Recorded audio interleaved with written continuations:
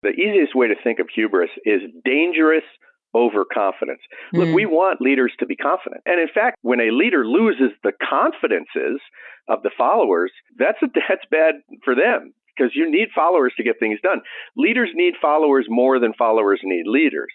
But hubris is where it's dangerous overconfidence, where I slip from me being confident in the direction, in the mission, and how I'm leading this group of people to now being like where I'm sure that I have all the answers.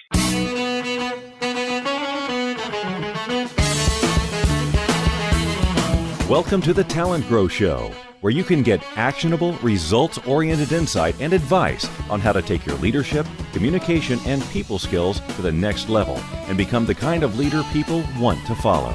And now, your host and leadership development strategist, Halelly Azulay. Welcome back, Talent Growers. I'm Halelly Azulay, your leadership development strategist here at TalentGrow. And this is another episode of the TalentGrow Show, where I develop leaders that people actually want to follow and help you grow your own leadership skills. And this episode lets me bring you back a guest from the past, Bill Treasurer, with whom I speak about how to have the kind of leadership that people want to follow by not being a hubris-driven leader, but actually a humble leader. And we talk about his latest book, The Leadership Killer, and he shares some great insights about how to reclaim humility in the age of arrogance. We talk about what hubris is, why he says this is the most lethal leadership killer, and all kinds of hubristic behaviors that you might be doing, and probably unintentionally, so that you can be more aware of them and stop them. He shares a couple of examples, and we talk about how to be the kind of leader that doesn't fall into some of those traps where you're focused a lot on being right and looking good, and not so focused on doing the right thing. I don't think this is you, but every single leader has the potential to fall into this trap. We talk about the difference between emerging leaders, very young leaders, and also very seasoned leaders. Each of us has possible traps to fall into, and so we have to develop our awareness and be proactive. I hope you enjoy this episode. Let me know what you thought afterwards. Here we go.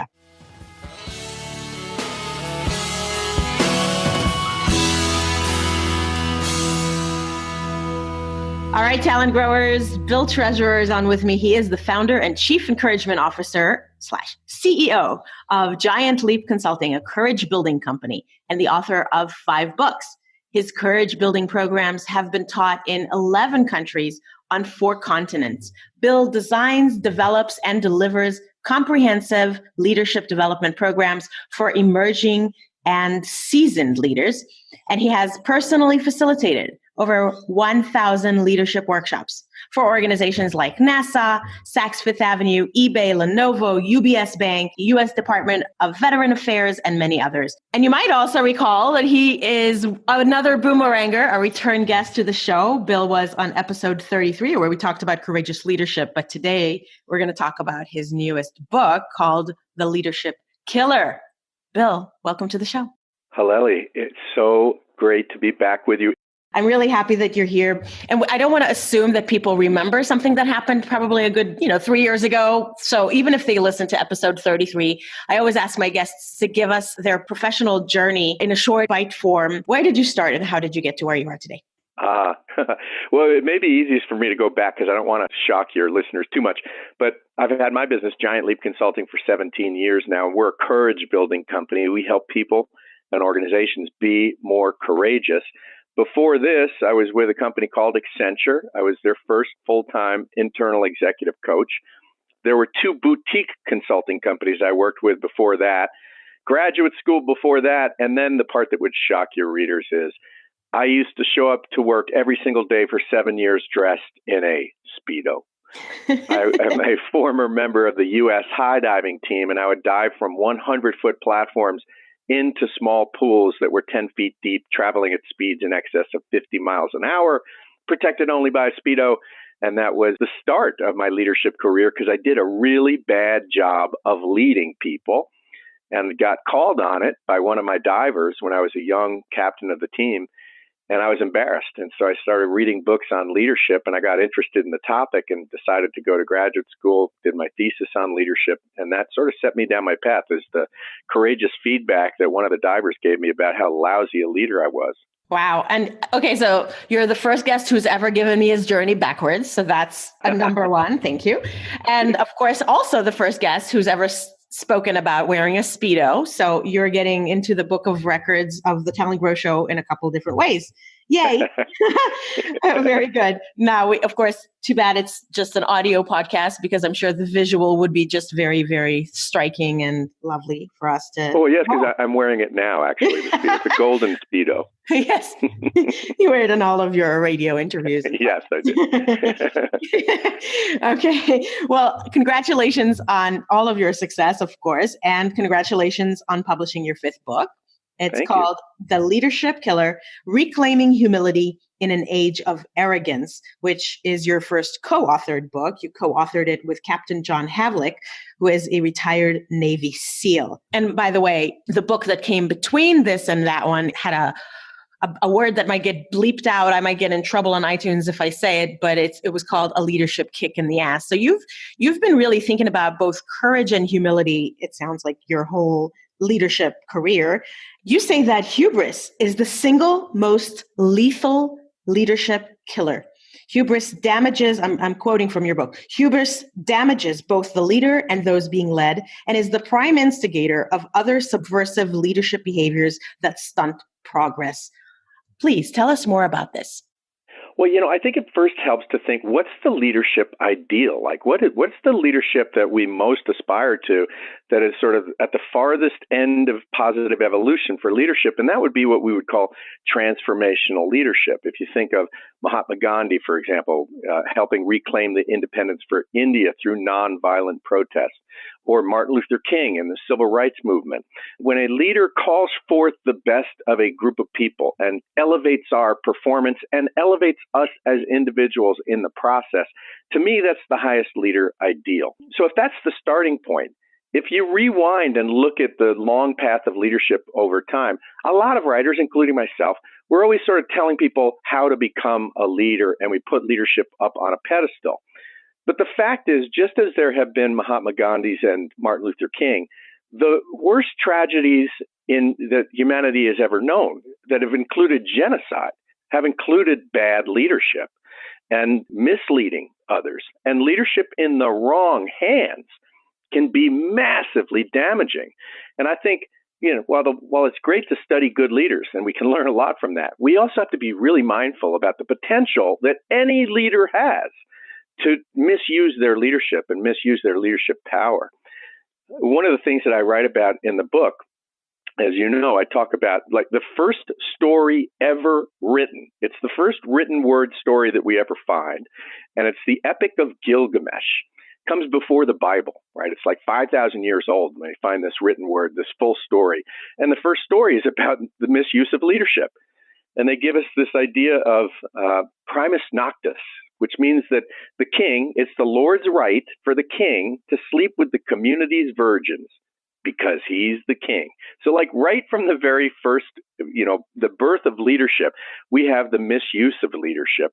And hubris is when I am using my leadership not to better the lives and conditions of those being led, which is transformational leadership, but where I now start using or misusing my power to acquire more things for myself. So it's about leadership selfishness, narcissism, versus leadership service, which is servant leadership. So hubris, we find, tracks over time. It's the through line for bad leadership.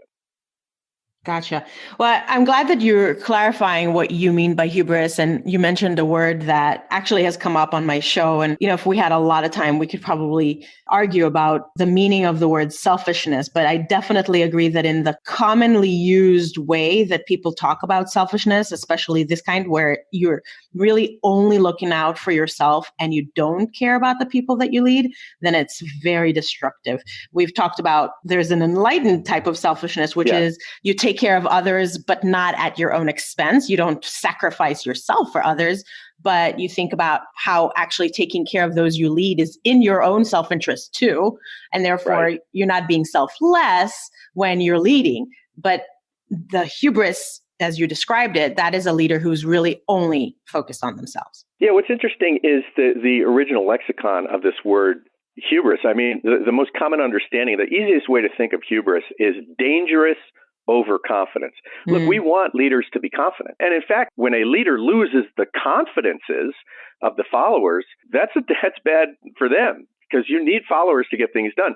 Leaders need followers more than followers need leaders. But hubris is where it's dangerous overconfidence, where I slip from me being confident in the direction, in the mission, and how I'm leading this group of people to now being like where I'm sure that I have all the answers. The original Greek even included this idea of gaining some pleasure from humiliating the person that you were leading or the victim. Ugh. So there, when leaders need to destroy or vanquish their enemy, or even the people they're leading by using threats to get things done, in fearing people instead of encouraging people, now you start shifting towards hubristic behavior, which is focused on me and not focused on you. I think that it's very common for people to see leaders outside of themselves who they think are arrogant and then point to that leader. Even on the world stage, we're like, oh, that person, they're really arrogant. That's a hubristic leader. And they may, in fact, be right. But what this book really wants the reader to do is to point to themselves. In what way am I managing or not managing myself? How might I have some hubristic qualities? When am I operating out of selfishness? And what might the impact that be having on the people that how do I know whether I'm being a good leader or whether I'm misleading the people that I'm charged with leading? How do you know? Well, I think that there's a number of things that a leader needs to do. And the first would be to, if you ask a leader, are you doing a good job of leading? A lot of leaders will be like, oh, yeah, I'm a good leader. And my question would be, well, how do you know? Mm-hmm. Because I think that the first thing a leader needs to do, you in your work with TalentGrow know that, a 360-degree feedback, and there's controversy about 360 feedback, no doubt about it. But I think my experience, and I've done a lot of them over time, is that it can be a useful means of getting anonymous feedback about your leadership. If I ask myself, am I a good leader? I can say yes. But what really matters is the perspective of the people that I'm leading or influencing. And it has to be honest feedback. So the first thing a leader needs to do is to make sure that they've got a check on their leadership, that they've got people who can give them honest feedback about how they're showing up and how they could show up better, what strengths they have and what latent strengths they might not even know that they have. But getting honest feedback is one thing I think is critical. I also think it's critical to this idea. You and I have a mutual friend, John Ryan, who's the head of the Center for Creative Leadership. He's the CEO and president there. He's also a former vice admiral of the Navy. He was the superintendent of the Naval Academy at Annapolis, and he was the chancellor of all the State University of New York schools, and there's 64 campuses. So this is a learned guy. Yes. He says, before you lead others, you have to lead and manage yourself, and it requires self-governance and self-discipline. And you can easily slip into hubris if you don't do that. So you've got to have a certain degree of self-management and getting feedback about yourself and doing things where you are forced to be humble. If you keep acquiring new skills and learning new things and have this beginner's mind where you don't have all the answers, where you need to learn and rely on other people who have more seasoned experience than you do, then it forces a certain humility. And then finally, I'd say I like this clue that my friend Patrick Decker, he's the CEO of Xylem. It's a $1 billion water solutions company.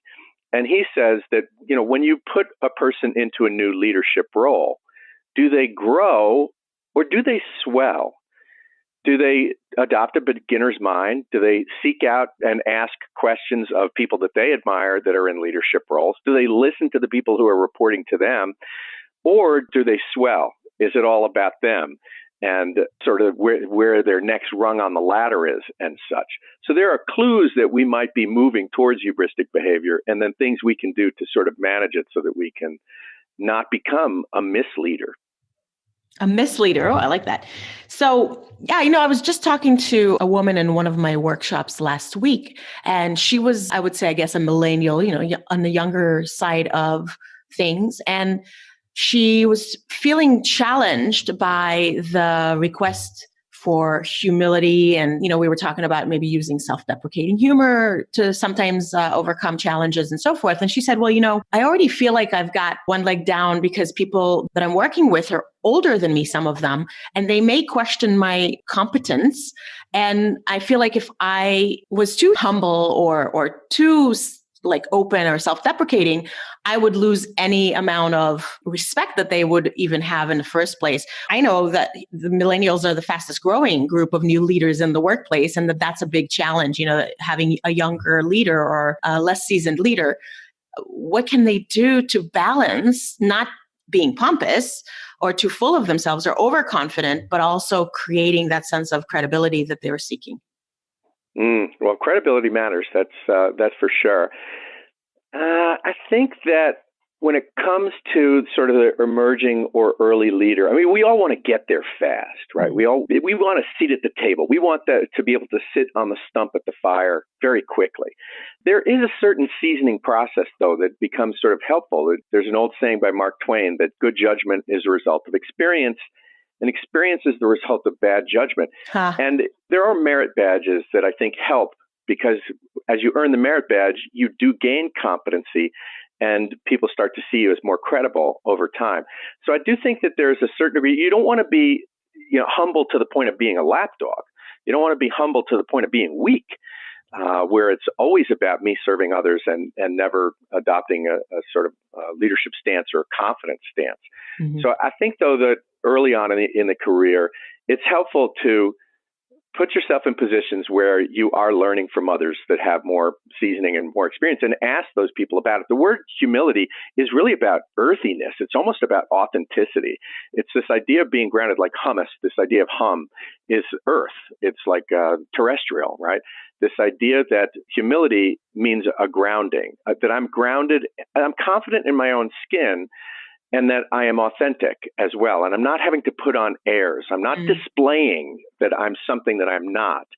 And I think if you authentically and with humility go to people that may have some more seasoning than you and show an eagerness to learn and an eagerness to show that, look, I know I'm not perfect, and here's some questions I have and I'd like to learn from you, people are really receptive to that. So I think it's adopting a position of authenticity. And then I would also say that I think a lot of people younger in their career focus a little bit too much on compensation and not enough on destination. They focus on what will I get if I get to this next rung, as opposed to where am I going in my career. And I would offer that advice to any sort of emerging leader. Be focused on, where do you want to be? What's a day in the life of you look like 2 or 3 years from now, when you're adding more impact or having more value in the organization and you're leading a really fulfilling life in this organization? What does your life look like a year or two from now, a day in the life of you? Not how much money am I going to get when I get to the next rung. In the book, you list a whole slew of hubristic behaviors, and we just talked about, I think, a couple. Any others that are maybe common traps people should watch out for as they're thinking about dancing on that very thin line between confident and overconfident?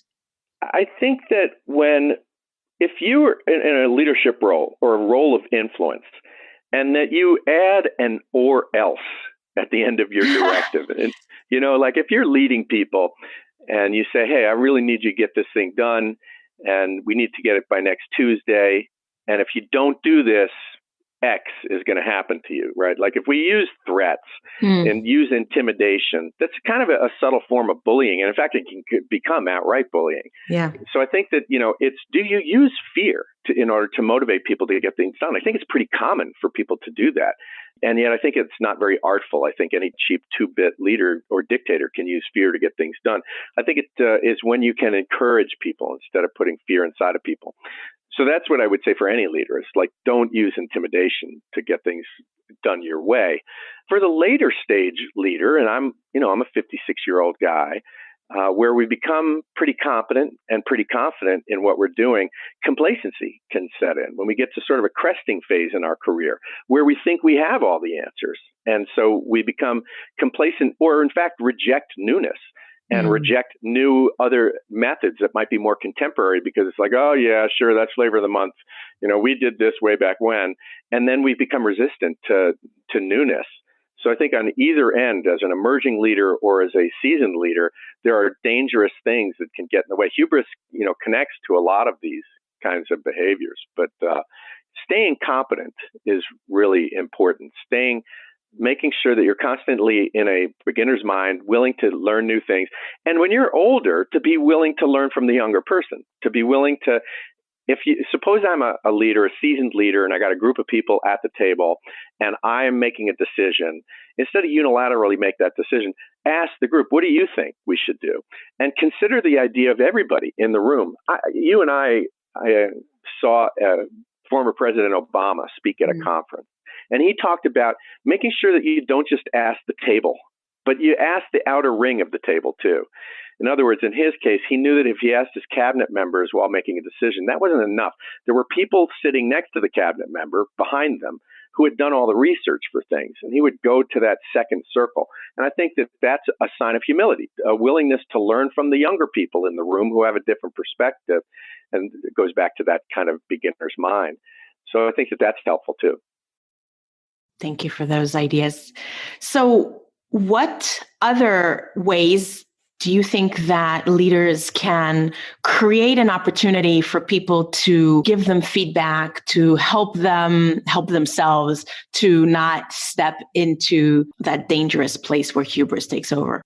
Well, one of the things that my Navy SEAL buddy, John Havlick, talks about in the book, based on his own experiences as a naval officer and been in the Navy for 30 years, and most of that time in the SEALs, he talks about walking the deck plate.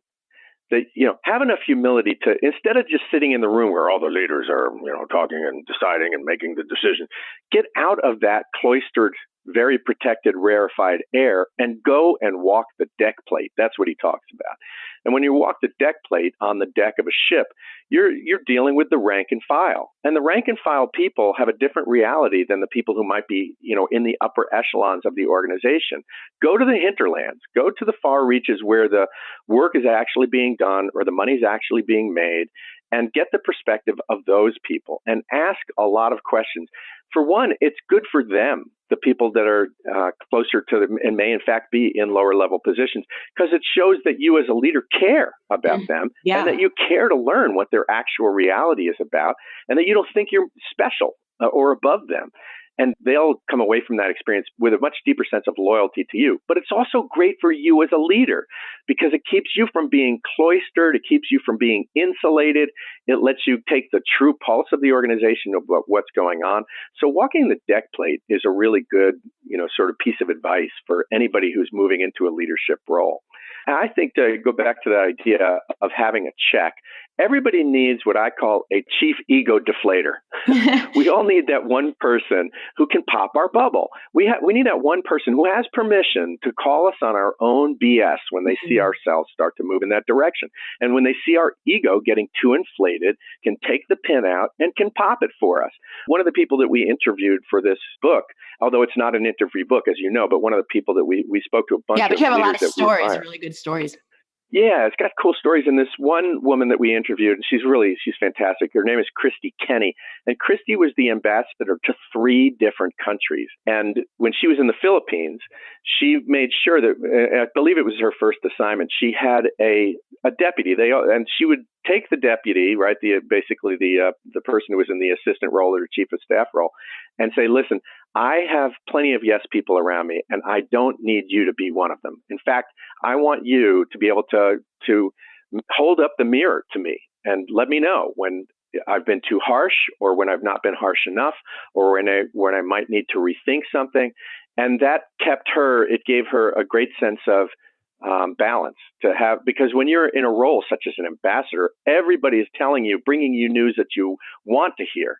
But you need the people who are going to be able to bring you news that's really happening and to bring you beyond the reality to let you know how you're really showing up and what people are, sort of truly thinking about you, not just what they say they think about you. You need to know that information. So she would deputize a person to be able to be her check, It goes back to that idea of making sure everybody, particularly the more you go up in the organization, you need to be at least one, but hopefully more than one, critical truth tellers around you.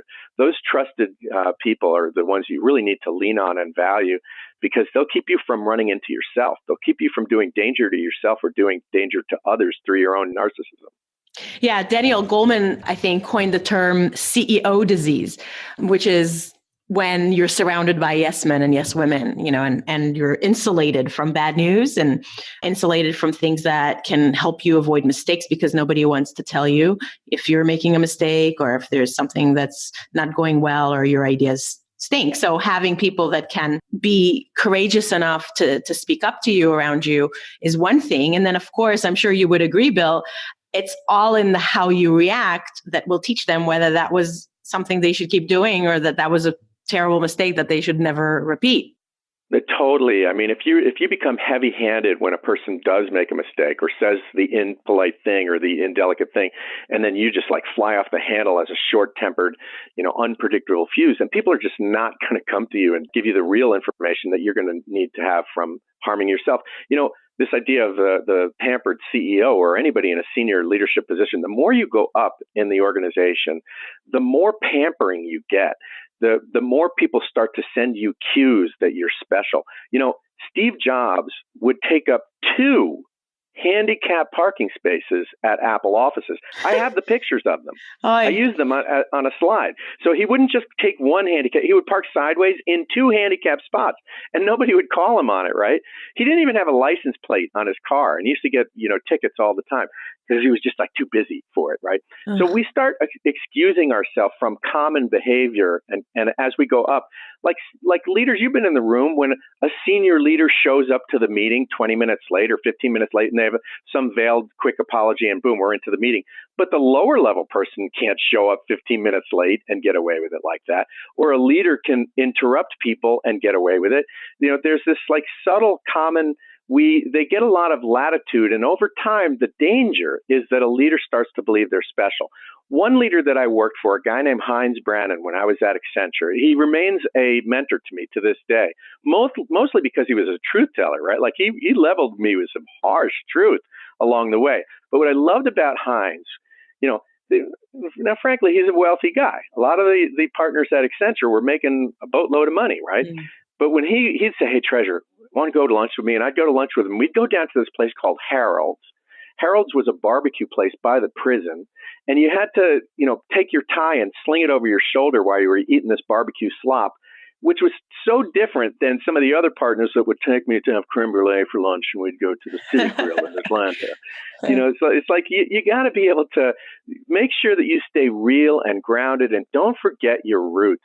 Don't forget that you as a leader came from followers too. You were them once, and you've got to be able to lead on their behalf. And don't believe the marketing material about yourself as a leader. Regardless of how special everybody tells you are, you got to hold that stuff at bay and be suspect so that you don't get seduced into thinking that you're better or more special than the people that you're leading, because that's when hubris can set in and you become a danger to yourself and others. So true. So we're starting to get to the point where we want to wrap up. And I know you're going to share an actionable tip with us and tell us how people can be in touch with you. But before that, what's new and exciting on your horizon? Bill, I know that you're in the throes of book launching and book marketing. I'm sure that's got your attention. Anything else? Yeah, so obviously this book. There also is the relaunch of my courage building training program, which I had the rights reverted back to me from the publisher after some back and forth. So I am now the proud owner of material that I created called the Courageous Leadership Facilitator Training Program. So that's all now available to the public, and we're relaunching that. And then in 2019, early on, is the 10th anniversary edition of my book, Courage Goes to Work. And that is published by Barrett Kohler. And I have a new foreword to the book, and it's written by our friend, John Ryan. Wonderful. Oh, exciting. Good. Well, you've got a lot cooking, of course. That's what makes you successful. You do too. That's what it's fun to hang out with and to be connected with productive people. So I guess we both like to work hard and get stuff out there. So thank you for that. What I like also about your book, in addition to all of the great insights and stories and examples, you included a bonus section at the end that has these 10 actionable tips. And we always end the podcast episode with one actionable tip. So you can choose one from those 10 or any other. But what do you recommend that listeners can take action on right away this afternoon, this week, that can help them upgrade their leadership skills or humility skills, whatever tack you want to take?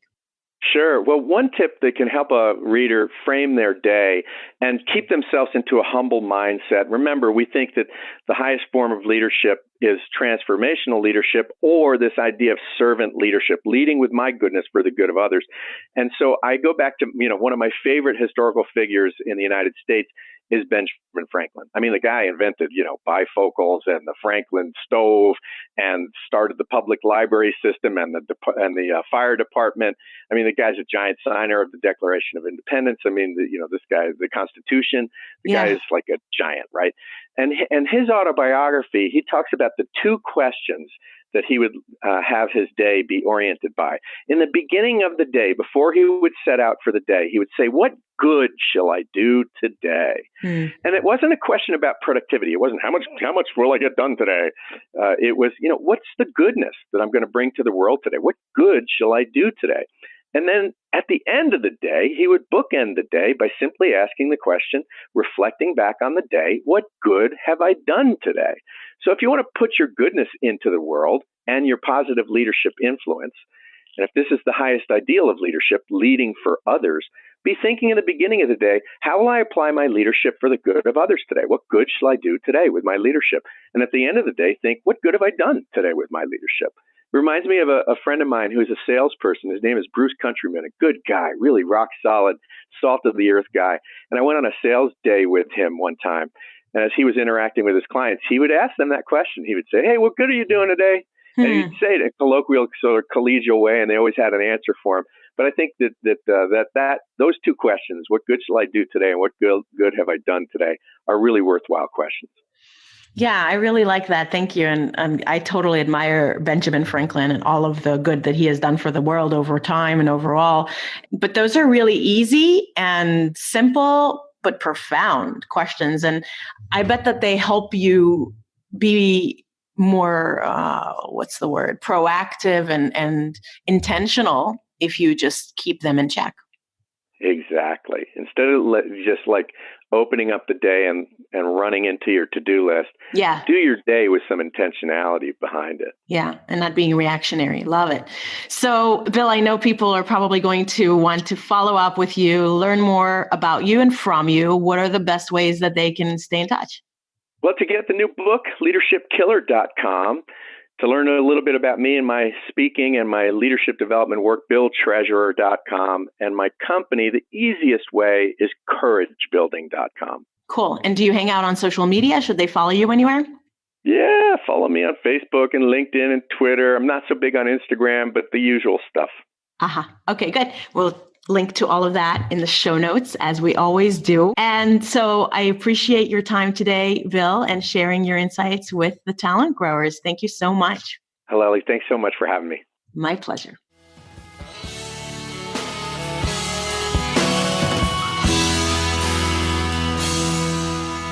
Gotta love those two questions from Ben Franklin. I hope that you will take action based on Bill's advice, and that you will work on figuring out how do you want to show up in your day so that you can have the kind of day you're super proud of and bring your goodness to the world.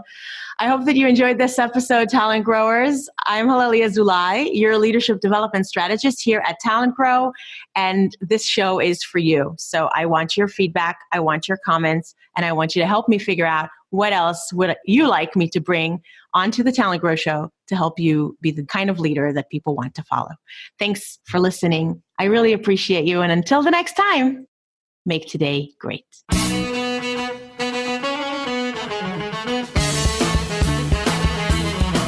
Thanks for listening to the TalentGrow Show, where we help you develop your talent to become the kind of leader that people want to follow. For more information, visit TalentGrow.com.